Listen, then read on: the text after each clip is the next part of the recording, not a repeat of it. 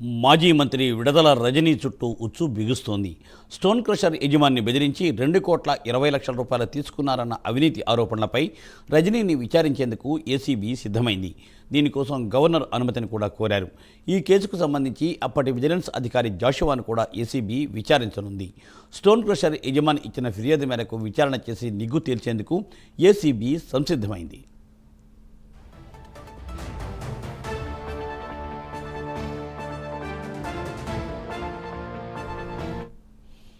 Right, దీనిపై మరింత సమాచారాన్ని లైవ్ ద్వారా అందిస్తారు మా గుంటూరు ప్రతినిధి రవికృష్ణ.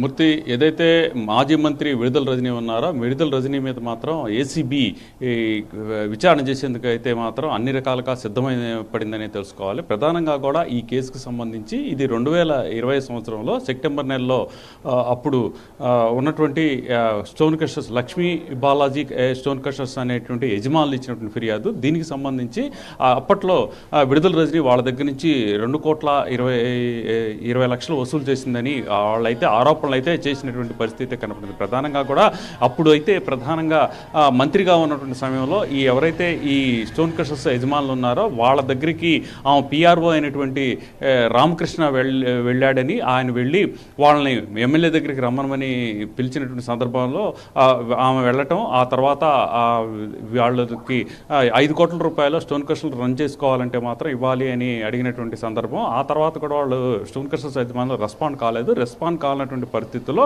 అప్పుడు రీజనల్ ఎన్ఫోర్స్మెంట్ అండ్ విజిలెన్స్ అధికారిగా ఉన్నటువంటి జాషువా ఉన్నారో జాషువా చేత ఆ స్టోన్ క్రషర్స్ మీద దాడి చేపించడంతో పాటుగా కూడా అక్కడ అది స్టోన్ క్రషర్స్ మాత్రం వయలేషన్కి అనుగుణంగా లేవని వయలేషన్కి జరిగిన దృష్ట్యా ఇప్పుడు ఆ 5 కోట్ల రూపాయలు కనుక ఇవ్వకపోతే 50 కోట్ల రూపాయలు పెనాల్టీ చెల్లించవలసి వస్తుందని అప్పట్లో జాషువా వాళ్ళని బెదిరించారని వాళ్ళైతే చెప్పారు. ఆ తర్వాత వాళ్ళు దానికి కూడా సంసిద్ధత వ్యక్తం చేయకపోతే ఒక్కసారిగా కూడా మళ్ళీ ఇంకోసారి స్టోన్ క్రషర్స్ యజమానులు పిలిపించడం, వాళ్ళతో ఇక లేకపోతే 50 కోట్ల రూపాయలు జరిమానా విధిస్తానని చెప్పడంతో వాళ్ళైతే అప్పట్లో విడుదల రజనీని మేము కలిసి ఆమెకి పర్సనల్గా కూడా 2 కోట్లు ఇచ్చాము. ఆ తర్వాత ఆమెకి సంబంధించి ఎవరైతే పిఏగా ఉన్నటువంటి వ్యక్తికి అయినటువంటి రామకృష్ణకి 10 లక్షలు, అదేవిధంగా కూడా జాషువాకి అంటే ఇప్పుడు ఎవరైతే ఎన్ఫోర్స్మెంట్ విజిలెన్స్కి సంబంధించినటువంటి అధికారి ఉన్నాడో అతనికి ఒక 10 లక్షలు ఇచ్చినట్లుగా కూడా వాళ్ళైతే ఫిర్యాదు చేశారు. దీనికి సంబంధించి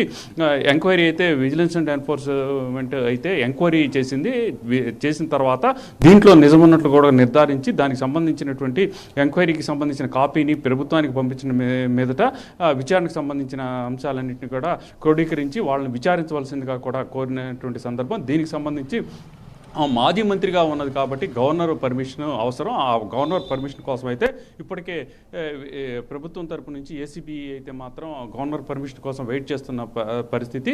ఇక అప్పుడున్నటువంటి విజిలెన్స్కి సంబంధించినటువంటి అధికారి ఎవరైతే జాషువా ఉన్నారో ఆ జాషువాకి అయితే మాత్రం ఏసీబీ సెక్షన్ 17లో ఉన్నటువంటి సెక్షన్ ప్రకారం అయితే మాత్రం ఆయన్ని విచారించాలంటే మాత్రం అక్కడ సిఎస్ దగ్గర పర్మిషన్ తీసుకోవాలి. ప్రజెంట్ అయితే ఆయన్ని విచారించేందుకు మాత్రం సిఎస్ పర్మిషన్ ఇచ్చారు. ఇక మంత్రి రజనీ ఎవరైతే ఉన్నారో మాజీ మంత్రి రజనీ ఎవరైతే ఉన్నారో ఆమెను విచారించేందుకు మాత్రం కంపల్సరీగా కూడా గవర్నర్కి సంబంధించినటువంటి ఈ పర్మిషన్ అవసరం. ఆ పర్మిషన్కి 1 లేదా 2 రోజుల్లో ఆ గవర్నమెంట్ నుంచి పర్మిషన్ వస్తుంది. వచ్చిన తర్వాత రజనీని కూడా విచారిస్తారు. టోటల్గా కూడా ఈ కేసుకు సంబంధించి మాజీ మంత్రి అయినటువంటి రజనీ, అదేవిధంగా కూడా ఎన్ఫోర్స్మెంట్ రీజనల్ అధికారిగా ఉన్నటువంటి జాషువా, అదేవిధంగా కూడా ఆమెకు అప్పుడు పిఏగా ఉన్నటువంటి రామకృష్ణ ముగ్గురిని కూడా అతి త్వరలోనే విచారిస్తారన్నట్లు కూడా తెలుస్తుంది.